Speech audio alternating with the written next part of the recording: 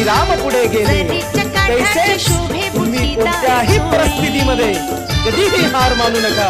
तुम्हाला यश हे नक्की मिळेल. खरं आहे साहेब तुमचा.